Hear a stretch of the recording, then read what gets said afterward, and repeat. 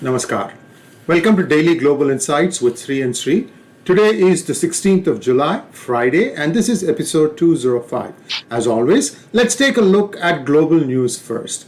It's a war zone. South African army activates all reserve members amid widespread lootings. Sridharji, namaskar, and thank God it's a Friday. Namaskar. Good morning to everybody on this bright, warm, sunny from New York. And yes, thank God it's Friday, and thank God that we have kicked off the earnings season, and we have kicked off July, the start of the third quarter very well. So I'm looking forward to another cracker of a session next week. And as far as the South African problem is concerned, about after the arrest of Jacob Zuma, looks like things are still not under control. It's not. I think that the people are venting their feelings and frustrations, and many people have misinterpreted. Indian minority community is not targeted as a ethnic consequence of whatever has happened to Zuma. It's just that they are soft targets in terms of the economic affluence and growth. Most of it is to do with this poverty that has prevailed, and one of their leaders is put behind, so that gave them an opportunity. So there's widespread looting going on, but people are a little bit worried whether this is following the same pattern as that of what happened in with Idi Amin and what's happened in Myanmar, which will result in targeting of the ethnic Indians, and then many of them fleeing the country. So I think that that's what people are worried about, and I hope such a situation doesn't prevail. And Foreign Minister of Japan, Toshimitsu Motegi, is visiting Central American countries of Guatemala, Panama, Cuba, and Jamaica to offer support for infrastructure, disaster migration, and help with vaccine transport networks. Quad members, United States, Australia, and Japan, along with other members, commence military exercise called Talisman Sabre. The goals are rules-based, open and free Indo-Pacific. Defense forces from Japan, UK, Canada, South Korea and New Zealand will take part. India, Indonesia, Germany and France will participate as observers. Note that Quad does not anymore contain the name India. That is shocking, sir. Well, we had predicted this with the transition of the power in United States. India would be a target nation, while on a token basis it would be mentioned and they would be warm and cordial. But in the end, you will see that the name will be unbundled. Somehow it is alien because India was apparently, the president's administration was closely aligned with the previous administration, whatever it may be. But getting back to this, but India is very much the thick of it as far as Asia Pacific and ASEAN is concerned. Japan, Australia, France, the ASEAN countries, Indonesia, Vietnam, etc., have a very strong alignment with India. So this will very much be the umbilical cord behind the strategy. It's good to see that this exercise, what you call Talisman Sabre, is in progress. And Chinese, not to be left behind, are just trying to keep their way to figure out what the hell is going on with the surveillance ship. And I think they also try to make their way into the Australian waters. They're not only threatening Japan, they're also threatening Australia. So where this will lead, we don't know. But the good news is that there are 10 countries participating in this exercise. So there is at least a perceptive unified front emerging in the Indo-Pacific, South China and East China Seas. US rejects China's maritime claims and calls for ASEAN action on Myanmar. So suddenly things have kind of quietened down. Is now the junta officially the rulers of Myanmar? What are your thoughts, sir? Where do you think that's going to end? A simple situation. ASEAN doesn't want any intervention by anybody else. Thailand, Singapore, Malaysia, Indonesia are all leading the efforts to say that Myanmar is part of ASEAN. We'll work with them and we'll figure out a way by which we can resolve this. So they're taking the lead. It's good that way that people don't come in and upset the apple cart because lots of things are interconnected in ASEAN. They know the junta. Junta went to Indonesia and met with the Indonesian leadership as well. So what you're seeing here is the emergence of that, and what you're also seeing is the Antony Blinken, who represents the Biden administration, making a statement that it's better for ASEAN to deal with it. Remember, again, India stayed out of this. Russia stayed out of this. And the wise countries stayed out of this. Whereas United States tried to step in, ASEAN said no. Now ASEAN is back in action, and United States is saying we will not, and we'll let the ASEAN deal with it. And UK lawmakers vote for diplomatic boycott of Olympic Games.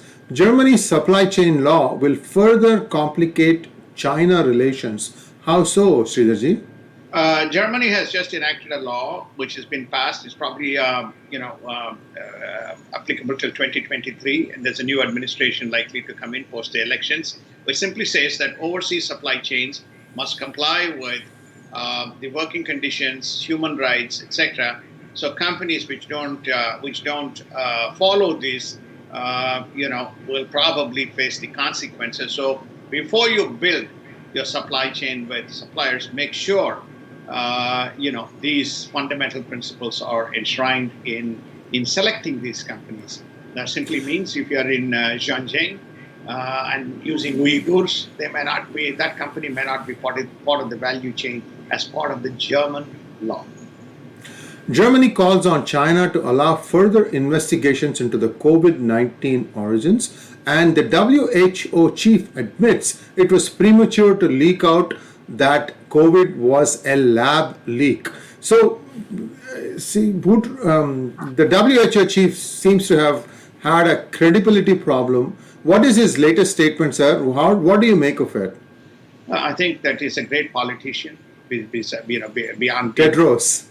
He's a great politician. So, if he, depending on who is putting pressure on him, he reacts with a statement. First he denies, then he says possibly, then you find WHO goes, we have a problem. Now he's making a statement because there's increasing pressure coming from EU and US, but more from EU. Allow the investigations to complete. And now he's saying, hey, it's possible that it could have come out from a lab. He didn't say that it didn't come out from lab. So, the truth is that many of these people it's really very regrettable. I don't want to use that harsh word, regrettable that this is such a magnitude, such a human magnitude in terms of the catastrophe that it is unleashed, and the world is dismissive. So it begs the question, is the world capable of dealing with even much larger disasters? And Biden says that Russia must not be allowed to use energy as a weapon. What is the context here? Is this the Nord Stream pipeline? Exactly.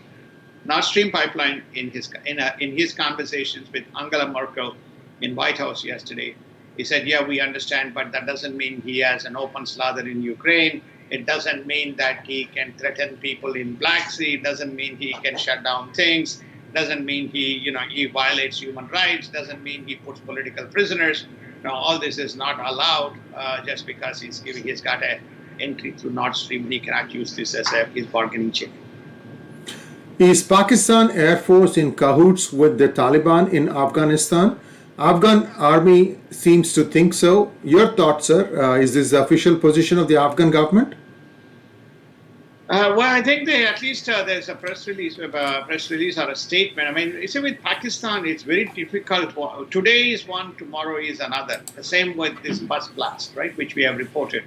So at least the latest is that the Pakistan Air Force is threatening to use it against the Afghan army and, in support of Taliban. Remember that Pakistan is always aligned with Taliban in all negotiations with the Afghan democratically elected government. So I think that's the general headline that one can take.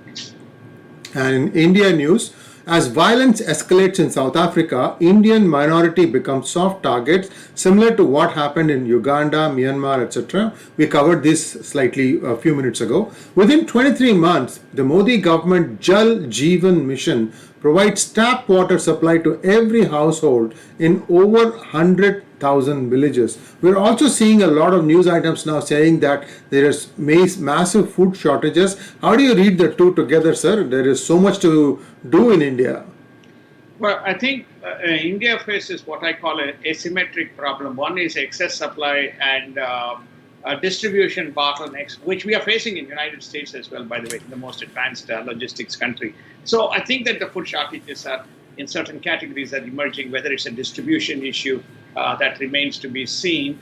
But the point is that they have given free food supply to 800 million people, till November. This is the free food to the vastly affected set of people due to pandemic for all the issues that you are relating to, which is namely the food shortages. The food shortages, whether it relates to the actual stock or whether it remains to be seen. But as far as the production is concerned, the agro industry saw, the farming sector saw, almost close to 14% growth in production of various items. You've seen even UP is importing their black rice, mangoes, and other types. We saw the cereals, the export of the cereals to various places in the world, and that drove the agro exports. We reported that in DGI. So we'll see whether it's a logistics issue, which they will sort out very soon. An Indian government borrows and releases 75,000 crores to compensate state for GST revenue shortfall. We all know that GST revenues have taken a big hit. Where is it borrowing from, sir? From the RBI? No, domestic. They've issued domestic securities. One is, I think, 5 years, and one is 2 years. Two securities have been issued to the extent of more than 75,000 crores.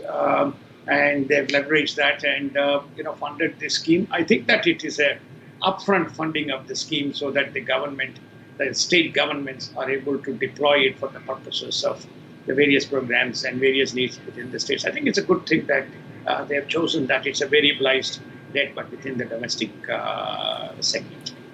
Record US dollars 43 billion worth deals closed in the first half of 2021 in the startup ecosystem. Exports and imports jump in the month of June, signaling a soft recovery. We knew that this is going to happen, especially with the second wave hitting India.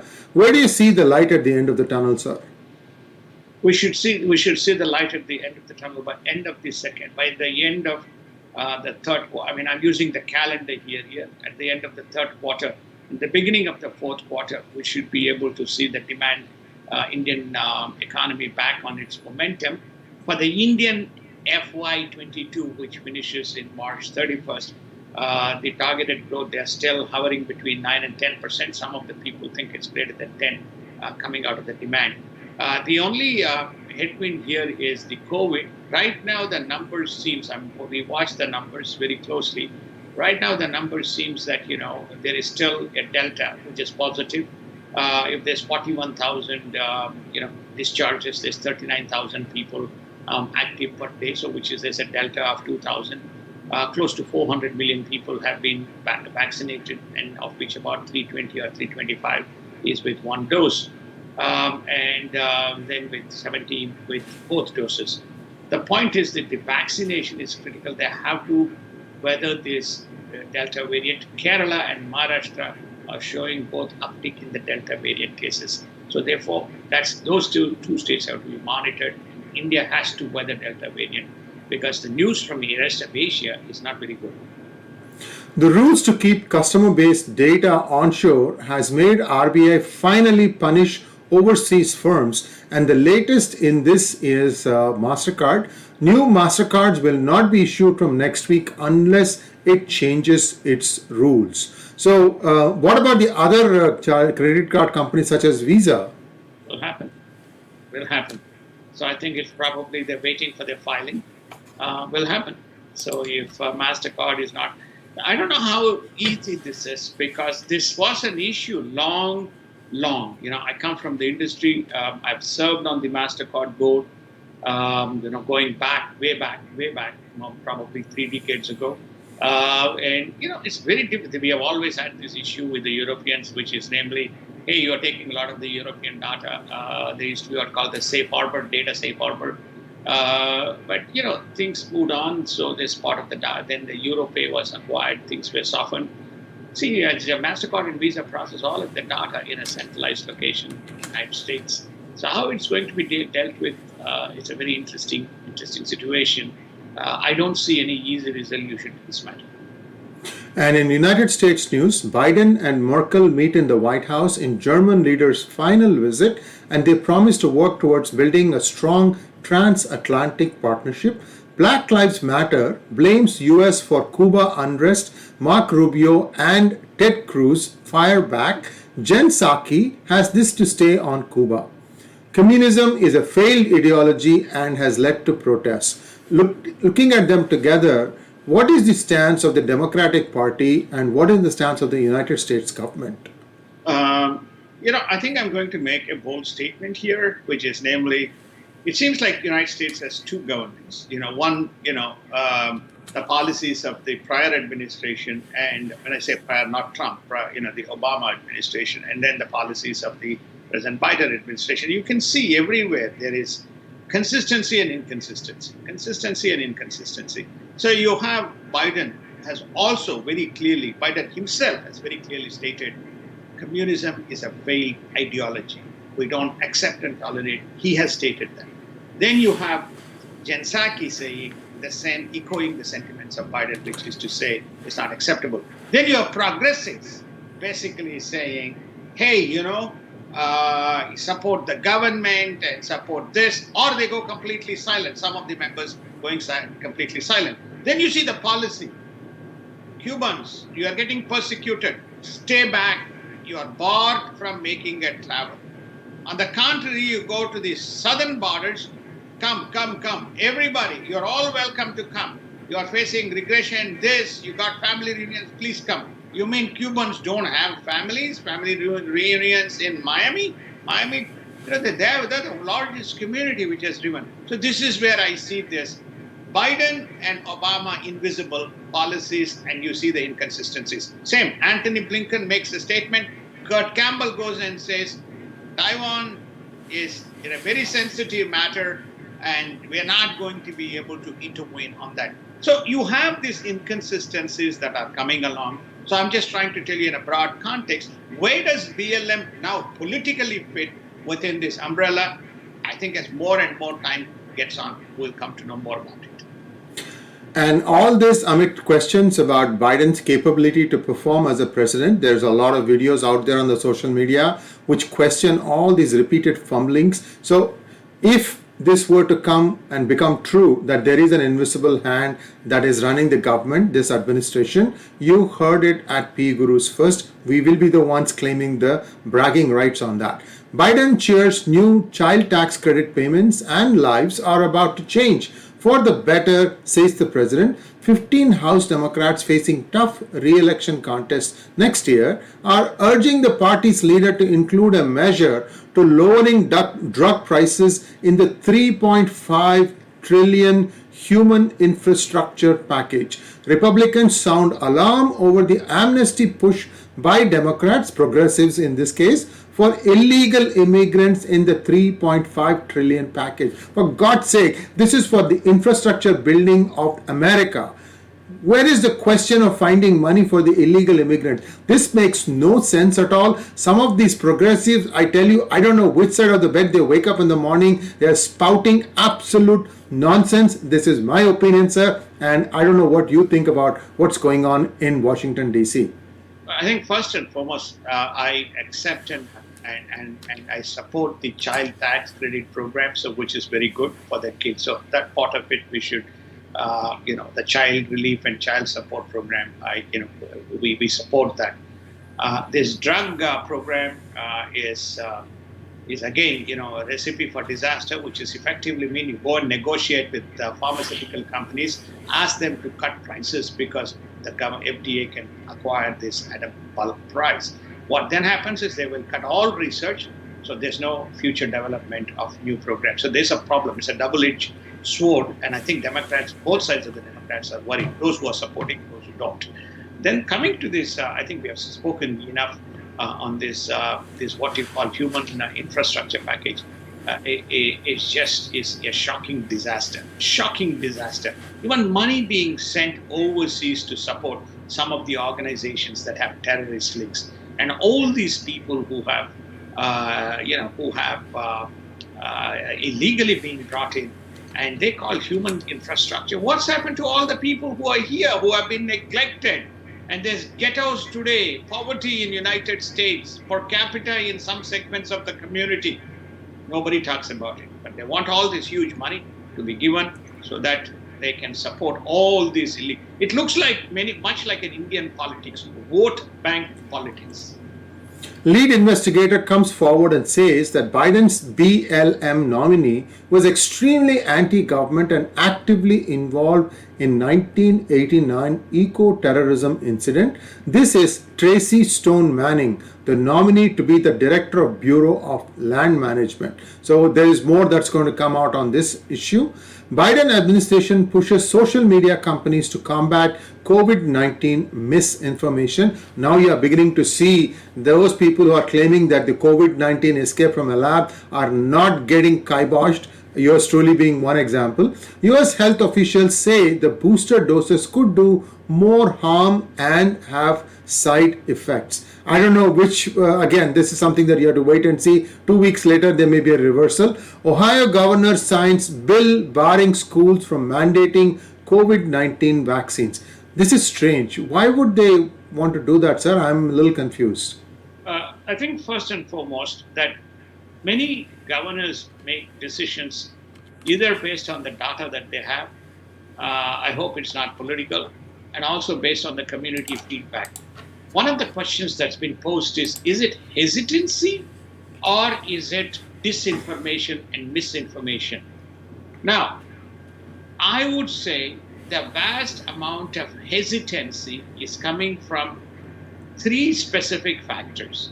One is this inconsistent information that comes out every day. Yes, it works. Yes, it has side effects. No, it doesn't have any side effects. Yes, 45 people contracted lung disease or heart disease. There's fungus formation here. So when you have this kind of information, which is truth, not dis or misinformation, there's concern amongst the people. Why do I take this? When I get it, I'll get it and I'll suffer as a result, or I'll fight it in some other way. So you have this problem. Second, there's a general feeling amongst people based on research that these vaccines have been released to public with not enough sampling, testing done in the market. It's coming too quick. It's the second. The third is around the world, as they look at these vaccination programs, you take, for example, Asia. They went in Sinovac. They said 90% efficacy. Now it's turned out 50% efficacy. So that's being withdrawn and substituted with Pfizer-BioNTech. Now you take the case of the AstraZeneca. Then they said, it causes blood clots, this, and so on. So therefore, and then now they have pulled that back, and then you have J&J, which came in, has effects and distribution. So that's been pulled back. So this is the fear that is there in the minds of people. And they say, I don't want my child to be injected with this, not knowing what the consequences of this. And that's what is driving some of these decisions, sir. And as you rightly pointed out, you can see the pharmaceutical companies say, I'm ready for booster. FDA and WHO says, no, you don't need a booster. So who is right? And we will know that soon. And let's take a look at markets. Yellen sees several months of inflation and worries about home buyers because housing market is just off the charts. The S&P 500 finishes lower despite let's just take a quick look at the market, sir. Why don't you wrap up about the market yesterday? There was a slight increase in all the stock indices yesterday. Yes, I think that there's only I think S&P and Dow and Nasdaq mildly finished lower. What Ellen is saying is that there's going to be inflation. She was briefing the Senate Banking, the Senate Inquiry, Senate Finance, Senate Banking Committee. It basically, Jerome Powell was there, which is to say, I'm worried about inflation every day. I think about it, but I am not. From a policy point of view, we are staying the course. Ellen is saying there will be inflation, but we will abate it as far as this peak trough, which is, I told you, demand and supply kind of goes away. And then because if we do any fiscal or monetary policy, it will only be a disaster. A monetary fiscal policy, they're doing it. You can see the deficits and the budgets getting out of control in terms of the social programs. By the way, that because home market is one of the biggest indicators of the U.S. market, and there's a supply shortage. Plus, also remember that we don't have workers coming back. No home buyer or home builder is complaining about interest rates. There's a home building rush in certain sporadic communities with 10-year rates around 1.25, 1.3, 1.4, depending on which day it is. They're able to get borrowing for 10 years at 3.5 or less than 4%, which is actually a jackpot. So this is where the markets are. Inflation will continue to play. Earnings will continue to rise because the corresponding period was the pandemic phase in the United States. But markets are almost at year-end valuation numbers, which is the three indexes. So we expect, again, positive momentum in markets to finish somewhere between 16 to 20% growth across all the three markets. And I have stated this, 2021 is the year. If you don't invest, I don't know when you will invest. Thank you very much. Have a great weekend, and we'll be back bright and early on Monday. Namaskar. Namaskar. Thank you. Have a wonderful weekend.